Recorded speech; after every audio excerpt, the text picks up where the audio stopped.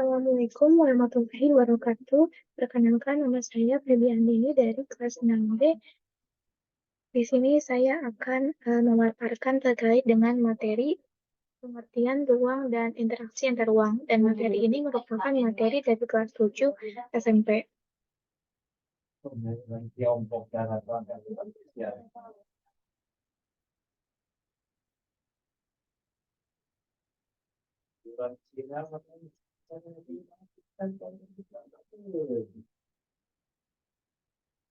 Selanjutnya yaitu pengertian ruang. Ruang adalah tempat di permukaan bumi baik secara keseluruhan maupun hanya sebagian yang digunakan oleh makhluk hidup untuk tinggal.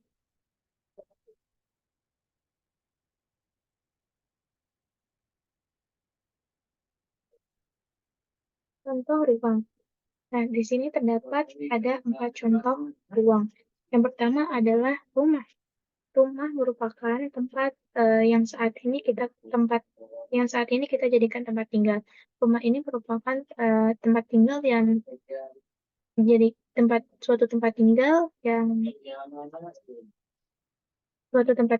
yang dihuni oleh manusia untuk berlindung. Kemudian di sini ada laut, teman-teman.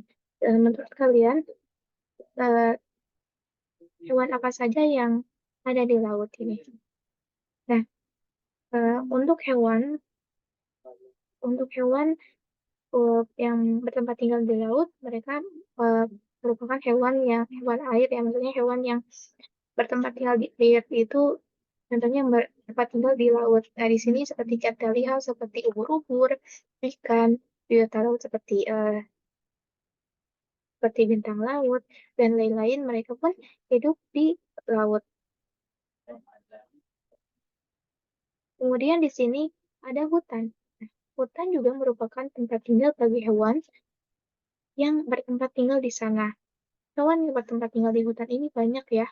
Ada seperti monyet, ada jerapah, ada seperti harimau, beruang, dan lain-lain yang dimana mereka ini bertempat tinggal di hutan. Kemudian di sini ada danau. Danau ini hampir sama seperti dengan laut, tetapi uh, untuk laut ini mereka tempat tinggalnya itu lebih luas, sedangkan danau ini tidak begitu luas seperti laut gitu. Nah, di danau ini banyak banyak hewan-hewan air juga yang bertempat tinggal di danau, seperti halnya seperti ikan ikan air tawar biasanya yang yang hidup di danau. Kemudian ada juga kodok. Kodok juga mereka bertempat tinggal di danau. Nah, dari keempat contoh inilah dan ini dari keempat contoh inilah yang merupakan contoh dari ruang. Kemudian di sini ada pengertian interaksi antar ruang. Nah, kita bisa simak ya teman-teman. Baik, interaksi antar ruang ini adalah berbagai aktivitas timbal balik yang dilakukan oleh beberapa ruang untuk memenuhi kebutuhan satu sama lain, seperti yang diungkapkan oleh Bentarto tahun 1987 dalam tim Kemendikbud tahun 2017 halaman 5. Interaksi adalah suatu proses yang sifatnya timbal balik dan mempunyai pengaruh terhadap tingkah laku, baik melalui kontak langsung ataupun tidak langsung. Nah, jadi interaksi antar ruang ini merupakan suatu dari berbagai aktivitas timbal balik atau feedback yang dimana dilakukan beberapa ruang untuk memenuhi kebutuhannya satu sama lain. Kemudian, sedangkan untuk interaksi adalah suatu proses yang sifatnya timbal balik dan mempunyai pengaruh terhadap tingkah laku, baik melalui kontak langsung ataupun tidak langsung.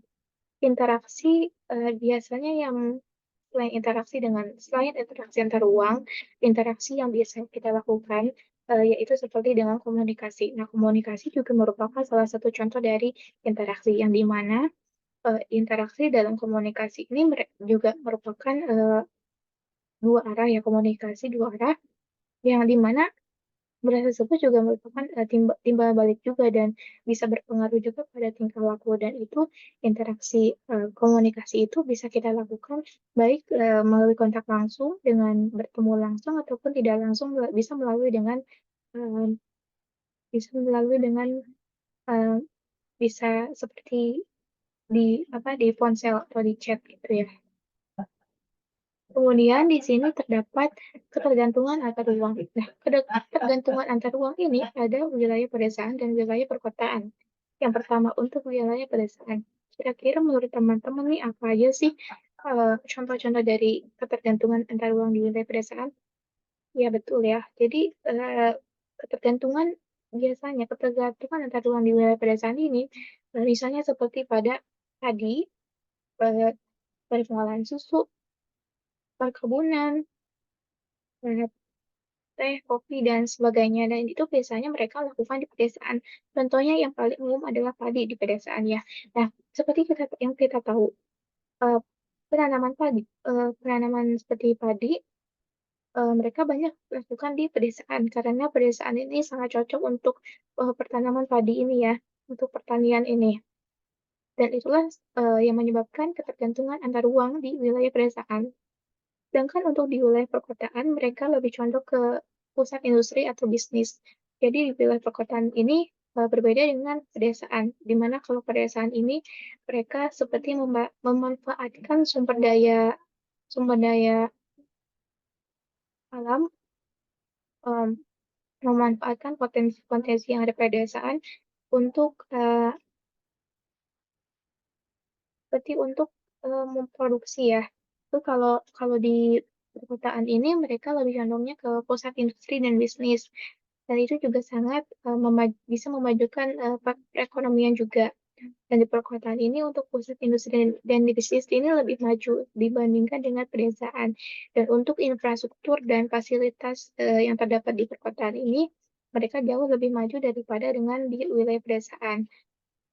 Dan terus untuk em, cara-cara cara-cara di perkotaan mereka juga lebih condong ke cara-cara yang sudah modern dan menggunakan teknologi yang canggih, sedangkan untuk di pedesaan ini mereka masih menggunakan cara yang tradisional.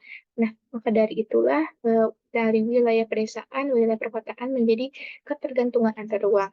Jadi seperti dari wilayah pedesaan ini seperti dengan menghasilkan pertanian, susu, kopi, teh, dan lain-lain, yaitu merupakan ketergantungan air ruang yang ada di wilayah pedesaan.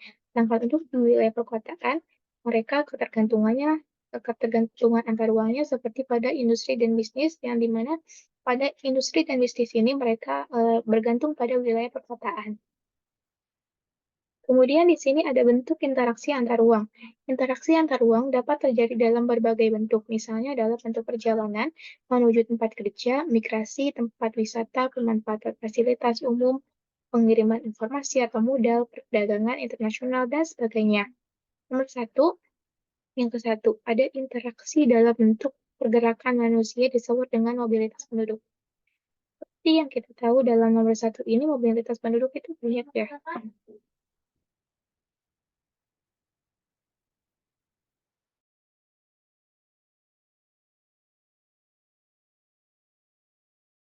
eh, nomor satu interaksi mobilitas penduduk. Mobilitas penduduk ini sekarang ini banyak ya,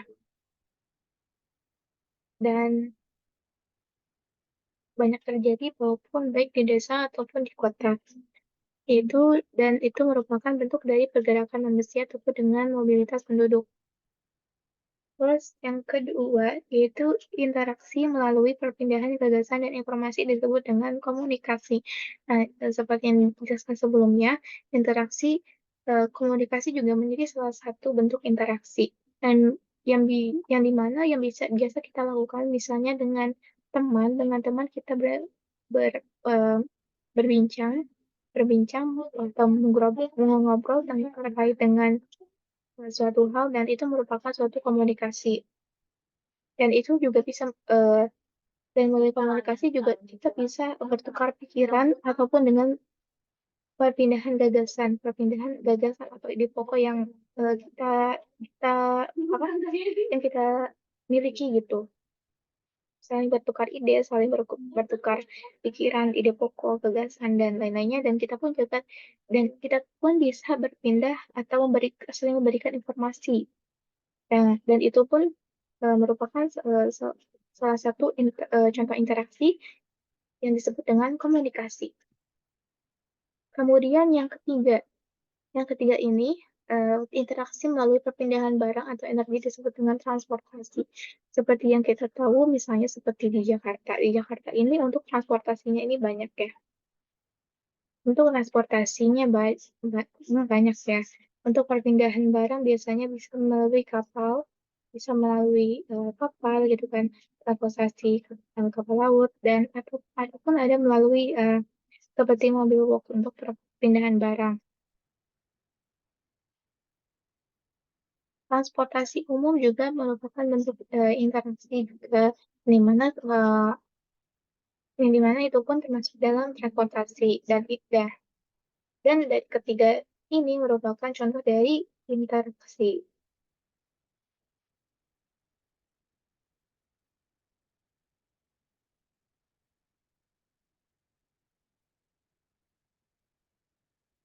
Di sini ada 3 kondisi bergantung untuk terjadinya interaksi antar ruang.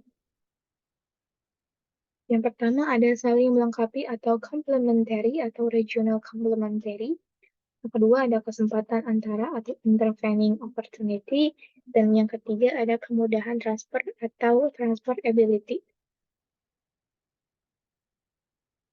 Yang pertama yaitu ada saling melengkapi atau complementary atau regional complementary. Kondisi saling melengkapi terjadi apabila terdapat wilayah-wilayah yang berbeda komoditas yang dihasilkannya. Misalnya wilayah A merupakan penghasil sayuran, sedangkan wilayah B merupakan penghasil ikan. Contohnya di sini ya, ada wilayah A. Wilayah A ini membutuhkan ikan, sedangkan wilayah B membutuhkan sayuran. Nah, ini wilayah A. Wilayah ini membutuhkan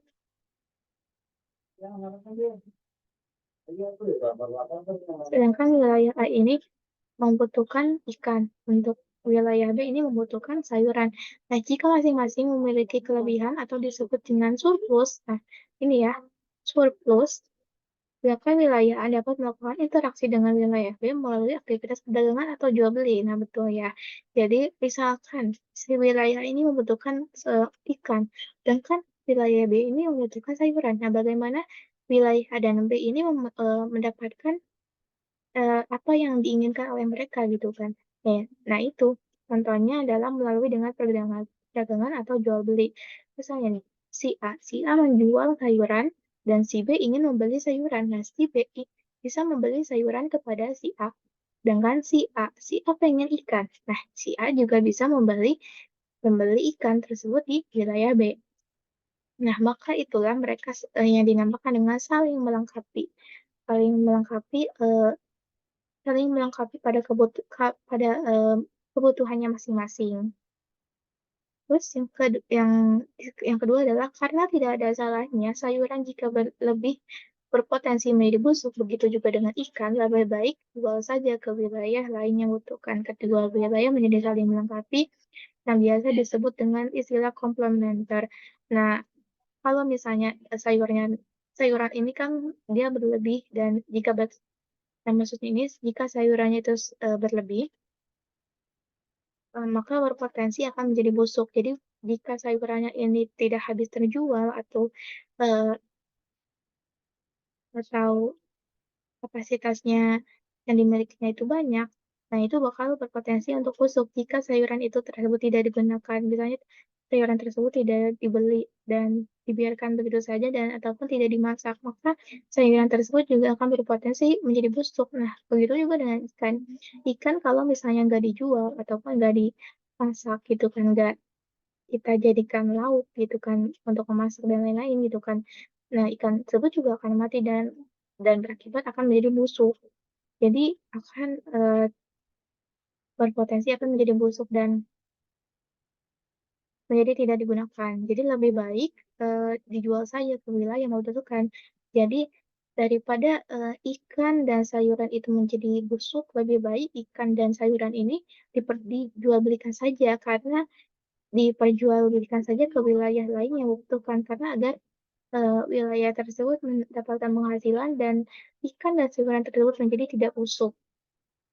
Nah, terus, dan kedua wilayah ini juga menjadi saling melengkapi, yang biasa disebut dengan istilah komplementer.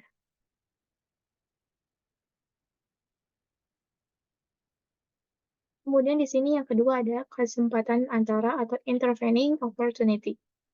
Kesempatan antara adalah suatu lokasi yang menawarkan alternatif yang baik sebagai tempat asal maupun tempat tujuan. Jika seseorang akan membeli suatu produk, maka ia akan memperhatikan faktor jarak dan biaya untuk memperoleh produk tersebut. Terus yang kedua, wilayah yang berada di wilayah yang berada di kesempatan antara memiliki kelebihan tersebut karena memiliki jarak yang lebih dekat di antara kedua wilayah yang mengapitnya. Contohnya, wilayah A biasanya membeli ke wilayah B. Namun kemudian diketahui ada wilayah C yang juga penghasil ikan. Karena wilayah C jaraknya dekat dan ongkos transportasinya lebih murah, para pembeli ikan dari wilayah A akan beralih ke ikan yang wilayah B. Interaksi antara wilayah A dan B, akibatnya interaksi antara wilayah A dan B ini menjadi ada gitu, menjadi terdapat interaksi ya. Nah, di sini juga terdapat keterangan ya, ada interaksi kuat dan interaksi lemah. Untuk tanda panah ini, tanda panah yang lurus ini interaksi kuat, sedangkan untuk yang garis putus-putus ini interaksi lemah. Jadi maksudnya kesempatan antara ini, eh, tadi sudah dijelaskan ya di contoh ya. Jadi si A ini surplus sayuran, dia hasil sayuran ini dia ikannya minus. Sedangkan di wilayah B, surplus ikan minus sayuran. Kebalikannya dari wilayah A ya.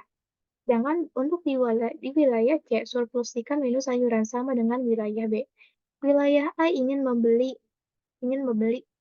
em, ingin membeli ikan, ingin membeli ikan. Dan di sini pilihannya ada wilayah B dan wilayah C. Tetapi wilayah A memikirkan terkait dengan jarak.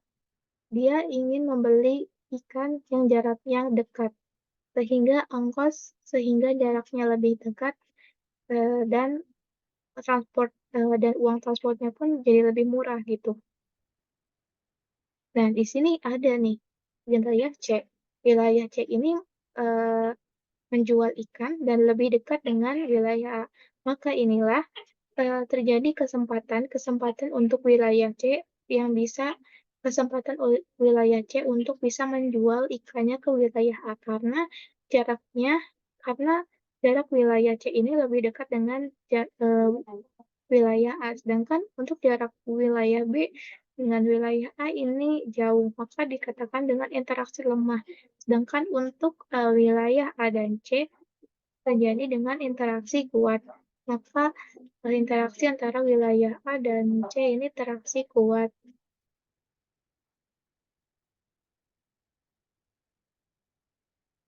Kemudian yang ketiga ada kemudahan transfer atau transfer ability. Yang pertama, pengangkutan barang untuk memindahkan suatu komoditas ke daerah lain tentunya memerlukan biaya. Biaya untuk terjadinya interaksi tersebut harus lebih rendah dibandingkan dengan keuntungan yang diperoleh. Jika biaya tersebut terlalu tinggi dibandingkan dengan keuntungannya, maka interaksi antar uang tidak akan terjadi. Kemudahan transfer dan biaya yang diperlukan juga sangat tergantung pada ketersediaan infrastruktur, yakni sarana dan prasarana yang menghubungkan daerah asal dan tujuan, jalan yang rusak, dan tidak adanya kendaraan pengangkut dapat mengurangi kemungkinan terjadinya interaksi, karena kemungkinan besar biaya untuk mengangkut barang juga akan lebih mahal. Nah, di sini terdapat contoh ya, sebagai contoh, seseorang yang akan menjual sayuran dari wilayah A ke wilayah B. Namun jalan menuju ke wilayah B mengalami kerusakan, sehingga tidak bisa dilalui. Akibatnya orang tersebut tidak jadi menjual sayuran ke wilayah B. Nah, eh, kenapa sih orang tersebut tidak jadi atau tidak bisa menjual sayuran ke wilayah B? Dikarenakan orang tersebut mengalami kendala ya, mengalami kendala eh, ketika dia hendak ingin menjual ke wilayah B, eee, ketika seseorang dari wilayah tersebut ingin menjual ke wilayah B. Tetapi ketika di perjalanan menuju ke wilayah B, beliau, orang ini mengalami kendala kendala dalam, jalan. Jadi di jalan tersebut mengalami kerusakan sehingga dan tidak bisa dilalui.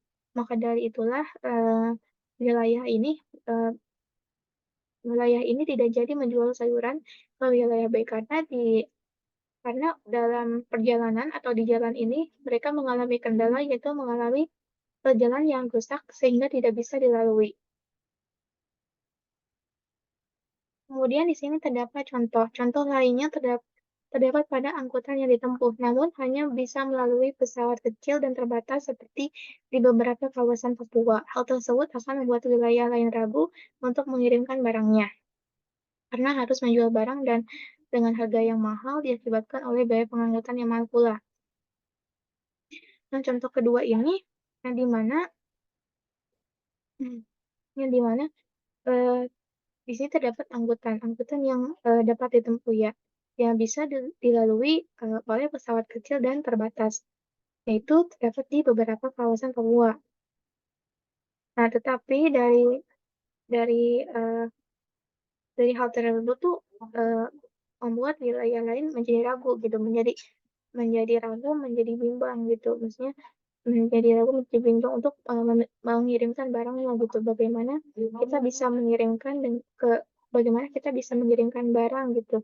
Karena karena, karena wilayah tersebut hanya bisa dilalui oleh pesawat kecil dan itu pun terbatas.